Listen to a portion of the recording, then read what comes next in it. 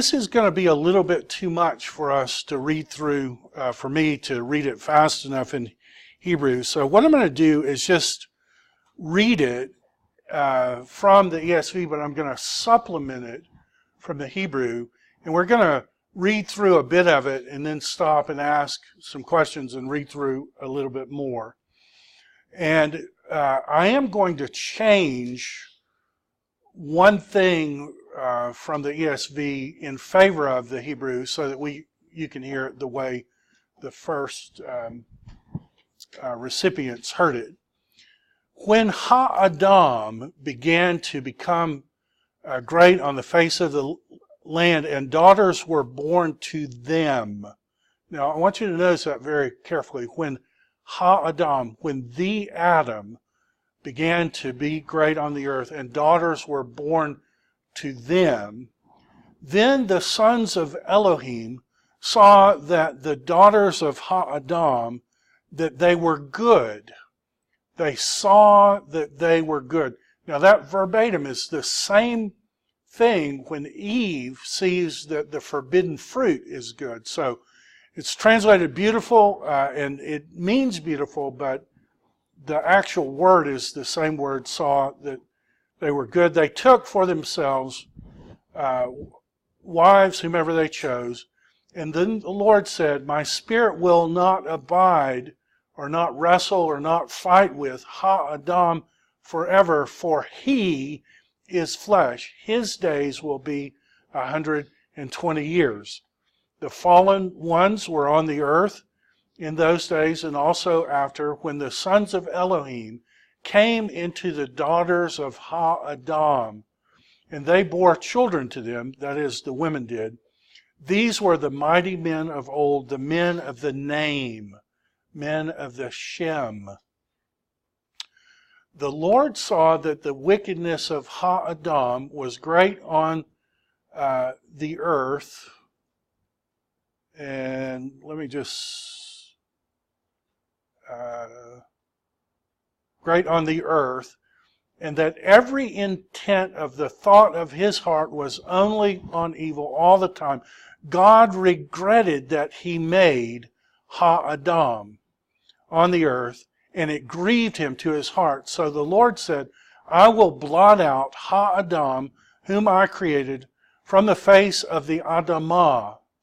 Can you hear that there's a play on words here?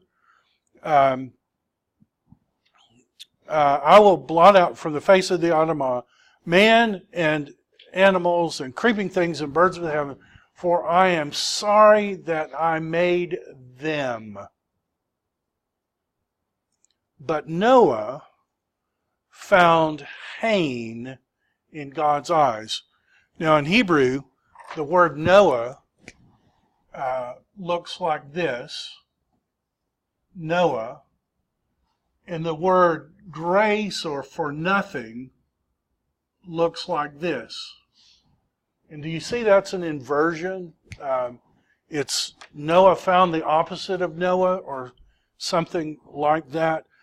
And at the heart of this word, Hain, are words like Hinem, for nothing, or Henu na, for pity. It has to do with giving something absolutely to somebody who doesn't deserve what they get. Noah found Hain in God's eyes. This is what that Hain produced. That's what Toledot Noah means. This is what that Hain produced. Noah was a righteous man. Perfect. And actually, the word perfect, remember how we've talked about im words being plural in Hebrew? You can see that it's not Tom. Noah was Tom. Noah was Tamim. He was like perfect in many ways, blameless, completely blameless in his generation. Noah walked around with God. Do you know who else had walked around with God? Enoch. And do you know who had walked around with God before Enoch? In the garden in the cool of the day? Adam and Eve. Whoa, I'm kind of confused. I thought God just said that everybody was guilty. He did say everybody was guilty. I thought God said he was sorry that he made Ha-Adam. He did say, sorry I made Ha-Adam. I thought Noah was part of Ha-Adam. Noah is part of Ha-Adam.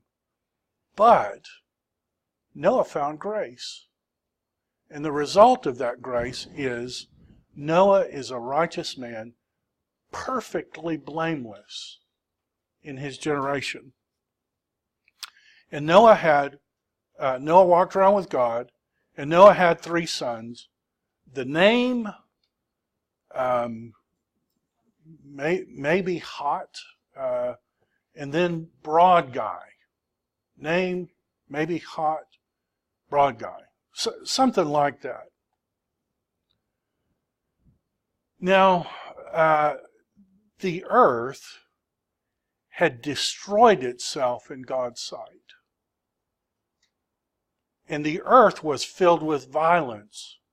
Now remember, when God created man, Adam and Eve, what were they supposed to do in that first 5-fold command? Be fruitful, multiply. What were they to do? Fill the earth, godly offspring, people who obey God. What's happened now? The earth is filled with violence. And God saw the earth, and behold, it was corrupt, or had corrupted itself, for all flesh had corrupted their way. And God said to Noah, I have determined to make an end of all flesh. For the earth has corrupted itself before them. Behold, I will destroy them with the earth. Make for yourself an ark. Now, if we were Jewish people and we were hearing this for the first time, when it says make for yourself an ark, the word we would hear is the word tebah. Make for yourself a tebah. Now, that word tebah only occurs one other place in the Bible. Do you know where it is? You would think it's the Ark of the Covenant, but it's not. The only other place the word tebah appears is when it describes the basket that Moses' mother made for him. And remember that story that Moses' mother covered that basket with tar on the inside and the outside. This is going to be covered on the inside and outside. So if we were Jews, we would realize that this story of God empowering Noah to make a mechanism for salvation is exactly the same story as God preserving the life of Moses. It's as if the story of the ark and the salvation there is reduced to one special person who's going to be God's Redeemer. Now I want to ask you something in the story. At the end of this story, what happens in terms of God's judgment of all humanity, and then at the end, Noah does something with a bird. What does he do with a bird at the end of this story? What happens? God's judgment is over, and Noah does something with a bird. Do you recall what it is? He sends out 2 different kinds of birds. The first is a raven. That's an unclean animal. It will live off dead things. It doesn't find any place where it can dwell. It comes back. Then 3 times God sends a certain animal out. Certain type of bird. Do you remember what kind of bird? A dove.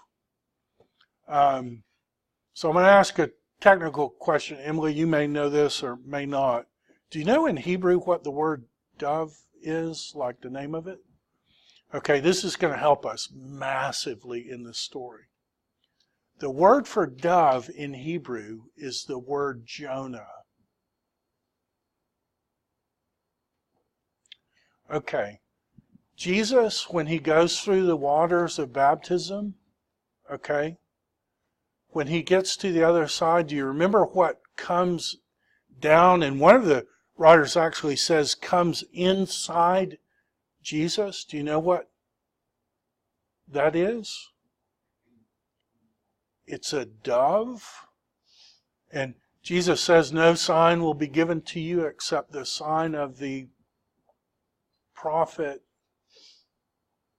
Jonah. Do you know where Jonah's hometown is in the Old Testament by chance? A little town called Gath Hefer. You ever looked it up on a map? It's 2.2 miles from Nazareth. You see, we come to the Bible, and the Bible is like boring details and everything, and the reason is because we don't ever look anything up. You start looking things up, the Bible is going to explode into the most artistic, clever, mind-blowing thing you've ever seen. The problem is we read it too fast. Part of what we're going to do in this class is help us slow down and ask some good questions. So, this story of making the ark is somehow mimicking the future story of the salvation of Moses. Pharaoh had dictated that all the children be thrown into the waters of death. He had dictated that the mothers throw their own children in the water. If you've ever seen the connection of a mother with their child, this was a hideous, horrible thing. God, when he had had enough with Pharaoh, threw him in the water, and he used Pharaoh's own hands to do it. So Pharaoh was killing people, throwing them into the water. God was fed up finally, and Pharaoh threw himself in and drowned. These are the waters of judgment. God is not wicked like Pharaoh. God is righteous, and the entire human race had become violently wicked. But instead of destroying everyone, he made a way for 8 people to be saved. In fact, the door was open. Anybody could have gone into the ark who wanted to come. All the way up until God shut the door. So this is mimicking stories. We're to think about all these things. The waters of death are coming. God makes a way. He says, make for yourself a tabah of gopher wood and make nest in the ark and cover it inside and out, just like Moses' mother did. This is how you're to make it. The length of the ark is 300 cubits, 50 cubits broad, 30 cubits high. Make a roof on the ark and finish it to a cubit above, and set the door of the ark in the ark side. Now, if you want to know how big the ark is, you may or may not know that when this building was built, they built it to the dimensions of the ark. So the ark is exactly the size of Mercer Hall. The ark has 3 levels. Mercer Hall has 3 levels. The ark has a hole in the side. Mercer has lots of holes, but imagine you had one hole in the side, the main entrance. That's what the ark looked like. Now, just thinking out loud, one, I really like that we have a visual thing. You want to know what it was like to be in the ark? Just imagine living in Mercer, never going outside for a whole year. That's what it would be like with the animals and with us, and live inside that for 1 solid year. That's what it would be like to be in the ark. But it has a hole in its side. Anything else in the story have a hole in its side that you can think of? Well, I can think of 2 things, right? Dirt man Adam had a hole in his side, Who else had a hole in his side? God-man Jesus. Now that's very interesting, isn't it? How do people escape the judgment of God? They go in the ark. I wonder how we might. Are we included in every intent of the thoughts of his heart, or only on evil all the time? God was sorry that he made Ha-Adam. Are we included or excluded in that? Included. Noah is included. But what made the difference for Noah was grace. And when he went in grace, God starts calling him righteous, and not just righteous, but mega righteous. And we're going to see Noah still has problems. Noah, he had done the godly thing for a while, and then he went on this bender drunk where he gets so drunk, we're going to see, takes his clothes off. But God's still calling him righteous. I'm confused by the story at this point. Let's keep reading. Make it with the lower, second, and third decks. Behold, I will bring a Mabul, floodwaters on the earth to destroy. Just as the earth had destroyed itself, I am going to bring a Mabul to destroy all flesh that has the breath of life under heaven. Everything that is on the earth will die. But I will establish my covenant with you singular. And you will come into the ark, you, your sons, your wife, your son's wife, and everything that has everything of all flesh. You'll bring two of every sort into the ark to keep them alive with you. They shall be male and female of the birds according to their kinds, of the animals according to their kinds, of every creeping thing of the ground according to its kind. Two of every sort shall come into you to keep them alive. And also take every sort of food that is eaten and store it up. It will serve as food for you and for them. Noah did this. He did all that God commanded. Now, what we don't know in the story at this point is it was 120 years from God announcing the judgment until the flood came. His years will be 120 years. That's not the length of lifetime. That's 120 years till the flood comes. So imagine with the kind of tools that Noah had, building a seaworthy vessel as big as Mercer Hall. Would that have been easy or hard?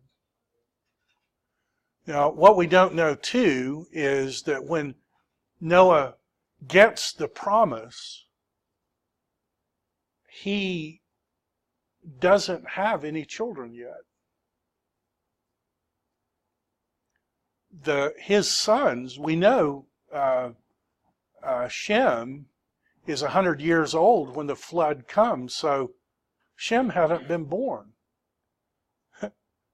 In fact, you put it on the graph, the longer you wait to have kids, the longer you live in that graph with, if you fill it out. Noah waits until he's 500 years old to have kids. The flood comes when he's 620. He's building a thing this size. I'm convinced he started off building himself and realized, I need some help. What can I do? And his solution was kids. God gave him 3 kids. They helped. Their wives, Noah's wife, all go into the ark. At least when I do the chronology, that's how it turns out. You do the chronology and see what you think. So 120 years later, this is what the Lord says. Go into the Tebah, you and all your household, for I've seen that you are righteous before me. I see that you, singular, are righteous. So somehow Noah's righteousness is going to save the people who are connected with Noah. Anybody like that in this story? Like somebody who's like really righteous and like his righteousness saves not only himself, but like all the people who are connected to him by faith. I'm trying to think who that is. It may be in the New Testament. I don't know. Somebody like that. They're righteous, and like their righteousness saves all the people who are connected. Then the Lord said to Noah, "Go into the ark, you and your household, for I've seen that you, Noah, are righteous before me. Take with you 7 pairs of all clean animals, male and his mate, a pair of animals that are not clean, a male and its mate, 7 pairs of birds of the heavens, male and female, to keep their offspring alive on the face of the earth. For in 7 days I will send rain on the earth, 40 days and 40 nights, and every living thing that I made I will destroy, just as the world had destroyed. I will destroy them from the face of the earth." Noah did all that the Lord had commanded him. Noah was 600 years old when the flood came. So I guess he's 480 when the warning came. Noah and his sons and his wives and his sons' wives with him into the ark to escape the waters of the flood, of the clean animals, of the animals that are not clean, of all the birds, everything that creeps on the ground. 2 and 2, male and female, went into the ark with Noah, as God commanded Noah. After 7 days, the water of the flood came on the earth. In the 600th year of Noah's life, in the 2nd month, on the 17th day of the month, on that day all the fountains of the great burst forth, and the windows of heaven were opened. Now, did the hair on the back of your neck stand up when I read that? That it was the 17th day of the 2nd month? It didn't, did it? Because that's one of those goofy details in the Bible that's absolutely meaningless, right? Well, wrong. If the flood comes 7 days after they go into the ark, what day did they go into the ark? The 10th day. The 10th day of the 2nd month. I'm telling you, biblical theology bells are going off in my head right now. Because the 10th day of the 2nd month is actually a big time day in the Jewish calendar. Now, we don't know anything about the Jewish calendar yet. The Jewish calendar is all those details in Leviticus that we just all skip over, right? But if we had taken the time to write down all those dates, what we would see is they entered the ark on missed Yom Kippur. So on Yom Kippur, the 10th day of the 1st month, the Day of Atonement, God had made a way, and you could do certain things, and everything would be okay with you and God. But there were some men who were unclean in Leviticus and said, we can't celebrate it. Moses said, fine, do it on the 10th day of the 2nd month.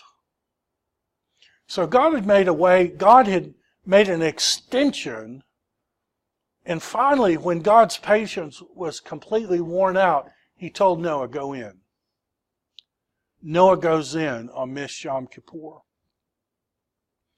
In fact, all of these days are significant days in the Jewish calendar. In the 600th year of Noah's life, in the 2nd month, on the 17th day of the month, on that day, all the fountains of the deep burst forth, and the windows of heaven were opened, and rain fell on the earth 40 days and 40 nights. On that very same day, Noah and his sons, Shem, Ham, and Japheth, Noah's wife, 3 sons with him, entered the ark. They, every beast kind, livestock, every creeping thing that creeps on the earth, everything according to its kind, bird according to its kind, every winged creature. They went into the ark with Noah, 2 by 2, all flesh, that there was breath of life there. And those that entered, male and female of all flesh, went in as God commanded, and the Lord shut him in. Now, here's what's weird about that. So, 10th day, they start going into the ark. The animals start coming in. By the 17th day, they're finished.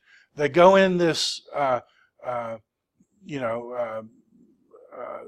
piercing in the side, and it says, and God shut him in, which is weird, because as I'm reading this story, I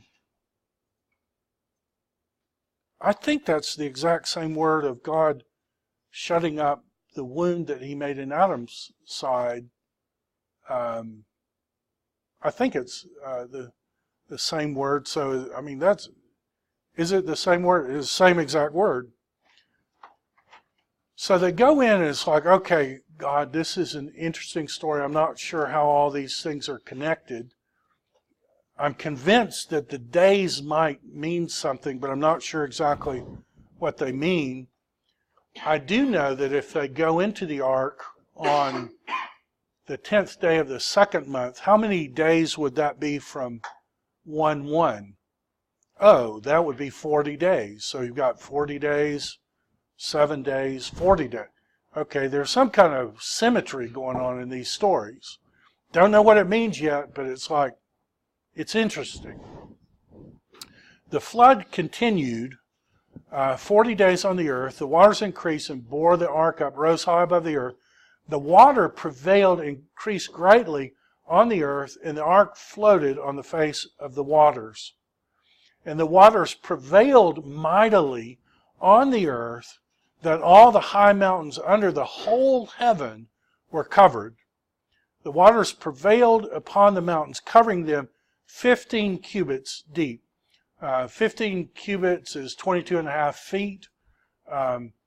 Some people think that the draft of the ark might have been 22.5 feet, and Moses is telling us that the ark didn't hit anything when it floated. That water went over those mountains to the depth of the keel of the ark. And all flesh died on earth. Birds, livestock, beasts, all the swarming creatures that swarm on the earth, and all mankind, everything on dry land, in whose nostrils was the breath of life, died. He blotted out every living creature that was on the face of the ground.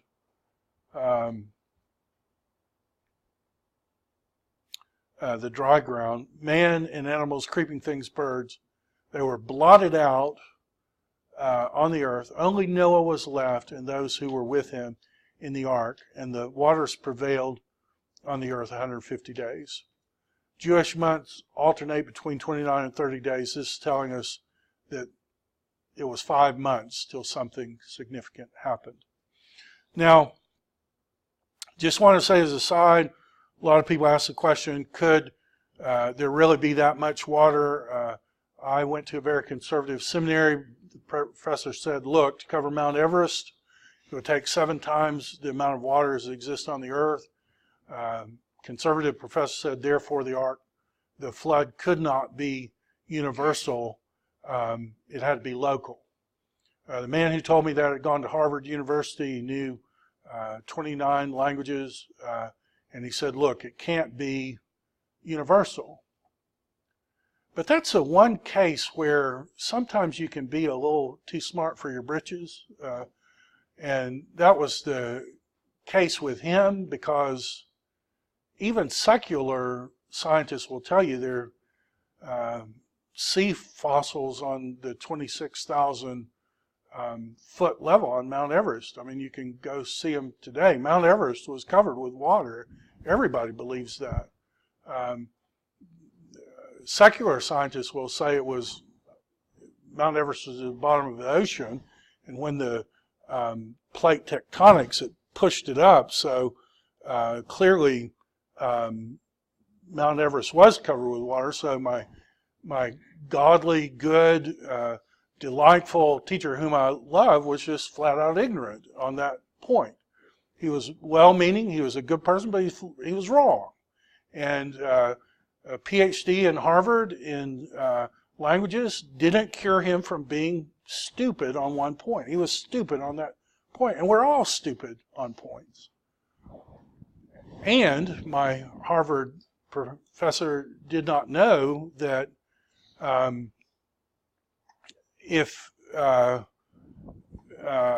that the continents float on magma. Did you know that? That like it seems like we're on solid stuff, but the truth is our continent's kind of floating.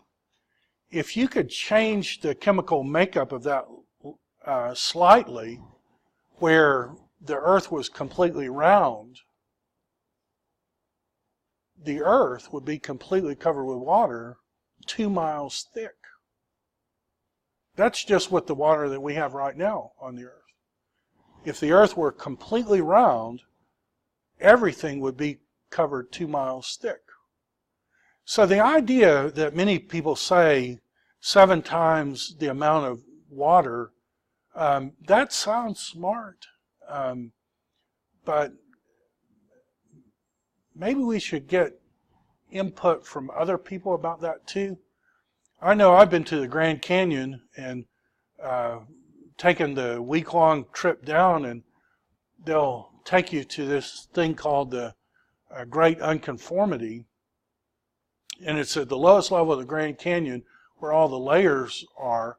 Near that Great Unconformity, they'll show you what's called the nautiloid bed. And do you know what I mean when I say Bugles, that like potato chip company?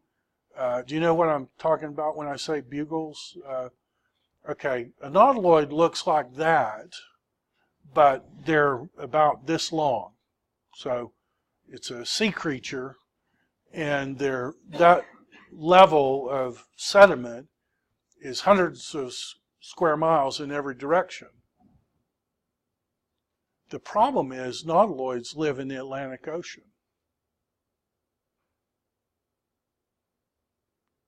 And you have hundreds, if not thousands, of square miles of nautiloid beds that were killed in some kind of deposition of water, and they're oriented all kinds of different ways in the nautiloid bed, and they were alive when they died. That looks like some kind of cataclysmic water event to me. So I remain unconvinced by my colleagues who argue for some kind of local flood.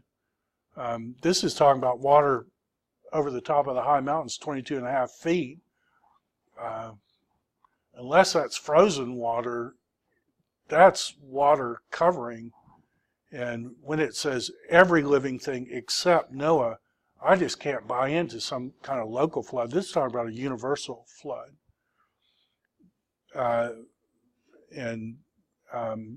Talk to Neil Doran. He has the degree in geology about waterborne layers, and I think it'll be very eye-opening. This is talking about a universal event where everything died. This is talking about an event that completely covered the earth with water.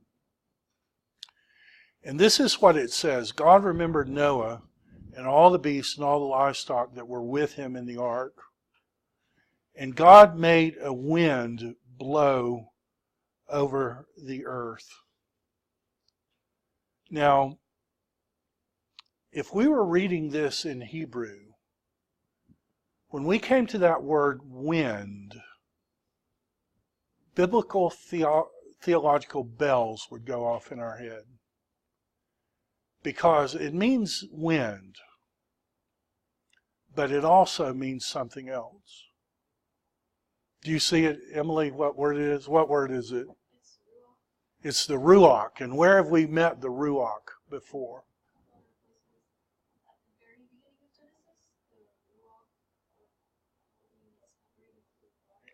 Hovering lovingly like a mother over her children. The breath of life that takes the dirt man and turns him into a real man. We run into the Ruach again at the Red Sea. It's the Ruach that divides the deadly waters. At the Red Sea, those deadly waters are called the Tehom, or the abyss in the translation. So it's the Ruach that divides the abyss. And here, when we see the judgment coming to an end, it's the Ruach of Elohim that's doing it. Now just remind me, you remember in this story when something comes into Jesus, it's a dove, and what is that in Hebrew? It's a Jonah. And then in the New Testament it tells us what that Jonah is a symbol of. What is it? It's a symbol of the Spirit of God. The Ruach of God. The fountains of the deep and the windows of heaven were closed, and rain from the heavens were restrained, and the waters were receded from the earth continually. At the end of 150 days, the waters abated. In the 7th month, on the 17th day of the month. Right now, biblical theology bells are going off so loud in my head I can't even think straight. It abated, and the ark came to rest on the Mount Ararat, the mount of the curse. Now, why would the 17th day of the 7th month be important for Jews? And I want you to remember something. Remember when Moses leads Israel out of slavery, it's on the night of the 14th, 15th of the first month, but remember he tells you he flips his calendar. So the 7th month has become the first month. So they leave Egypt on Passover on the night of the 14th, 15th. So what would the 17th be? Mackenzie, what would the 17th be? 3 days. So I'm just throwing it out there. Did anything significant in the Bible happen 3 days after Passover? I'm trying to think what it is. There's something there. It's one of those stories. 3 days after Passover, something really cool happened. Oh. The resurrection of Jesus Christ. The wrath of God comes down, comes down, comes down. But somehow when the 17th day of the 7th month happens, somehow this curse thing starts going down, down, down, down, down. This is actually midpoint of the flood. I wonder if Jesus' resurrection is going to be somehow the midpoint of history. I don't know, but don't you hear people say all the time, if God had just made it more plain, God had just put more clues in the text to help us know that the Bible is true. And I wonder if God is saying, well, you may want to take a second look at that. 150 days, waters abated, 7th month, 17th day of the mark. The ark came to rest on the mount of the curse. The waters continued to abate until the 10th month. In the 10th month, on the first day of the month, the tops of the mountains were seen. I don't know what that day is, but enough of these have been significant that I'll bet there's something going on with that day. I just haven't discovered what it is yet. At the end of 40 days, Noah opened the window in the ark, sent forth a raven, went to and forth until the waters dried up from the earth. Then he sent forth a dove, a Jonah, to see from the face of the ground. But the Jonah found no place to set her foot, and she returned to him in the ark, for the waters were still on the face of the whole earth. So he put out his hand, took her into the ark with him, and waited another 7 days. He sent forth the dove again out of the ark, and the dove came in back at evening. Well, wow, that's the anniversary of the fall, it's also the anniversary of Jesus' death on the cross. And behold, her mouth was freshly plucked olive leaves, so Noah knew that the waters had subsided. Waited another 7 days, sent forth the dove, and she did not return. In the 600th year, in the first month, first day of the month, okay, that's Rosh Hashanah in a Jewish calendar, the waters were dried. Perhaps the anniversary of when God created the world, we don't know, but perhaps. Noah removed the covering of the ark and looked, and behold, the face of the dry ground. In the second month, on the 27th day of the month, the earth was dried. So they're in the earth a year and 11 days. And so often you'll see people say they spent 376 days in the ark. That's wrong. It's wrong because Jews use a lunar calendar. A lunar calendar is 354 days. So if they stay 11 days over a lunar calendar, how many days have they stayed in the ark? If a lunar calendar is 354 days. 365. So somebody knew what a solar calendar was, even though that's not what they were using to count. It's almost like whoever's writing this story may be a little smarter than the current. I don't know, you decide. 27th day of the month, the earth dried. God said to Noah, go out from the ark, you, your wife, your sons, your wives. Bring out everything, birds, animals, everything, creeping thing, that they may swarm on the earth. Do you see that this is a new creation story? You've got animals after their kind. You've got swarm on the earth. You've got be fruitful, multiply on the earth. Noah is a new Adam. Every beast, every creeping thing, every bird that moves on the earth went out by families.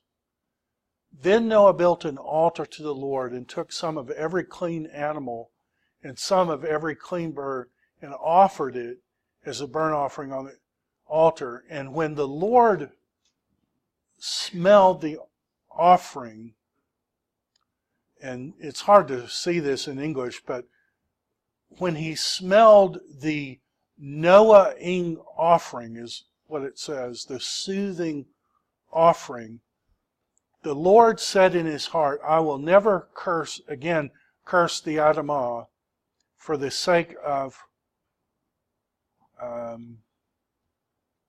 Ha-Adam, for the intention of Ha-Adam's heart is evil from his youth.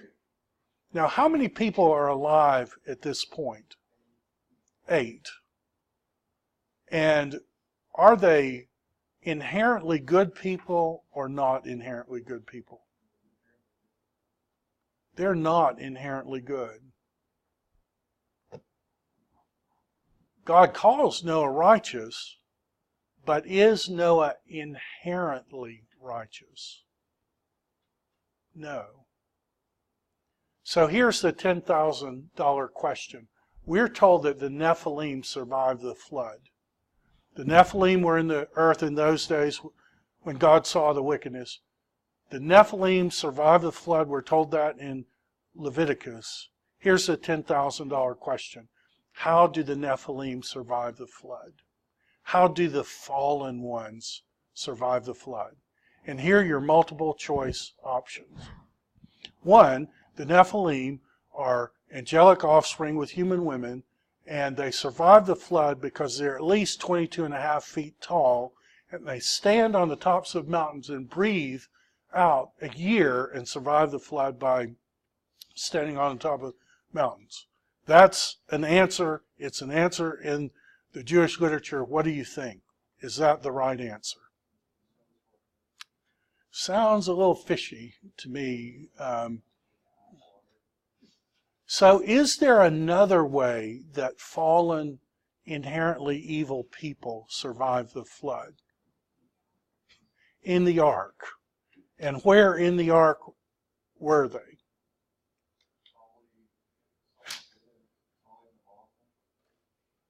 Could be. Or it could be the 8 fallen people who were a part of Noah's family. And they reproduced after their kind. And what kind of people will spiritually dead bodies produce? They survived the flood as Noah, and as his wife, and as the sons, and as their wife. We're not told what the right answer is. Maybe there's another answer. But all we know is the Nephilim were there before, the Nephilim are after. Our options are half angel demon spawn or something else. And we should keep reading. God says, but God is saying, I know that Ha-Adam is still wicked. And the only Ha-Adam who survived are the 8 people in the ark. We're told that. Then it says this in 9. God blessed Noah and his sons. Be fruitful, multiply, fill the earth. What has God left out in that blessing? Kibosh it and rule over it. Now it's just 3 people. Now remind me that original command that was given to whom? Man and his wife. Who is this command given to? Okay, so, I don't teach biology regularly, but is it normal that 4 men are going to be able to be fruitful and multiply and fill the earth? Or, well, why in the world does the command only go to men now? If the original one went to the man and his wife. Is that odd to you in this story? Is that weird? Is that a weird detail? I'm kind of intrigued at this point. We should keep reading. Observation. They would, but why didn't God say, why doesn't it say in the text, to Noah, his wife, to the sons and their wives? We know their wives are there. But it doesn't say, it only says the men this time. It's almost like the women are somehow excluded, but they can't be excluded because you can't have kids without women. Why are they excluded? Yeah, I think that's why. Because the female in the story isn't important, right? That's the solution many people will say. Do you buy that? The woman was pretty important in Eden. Is there going to be a pretty important woman in like restored Eden?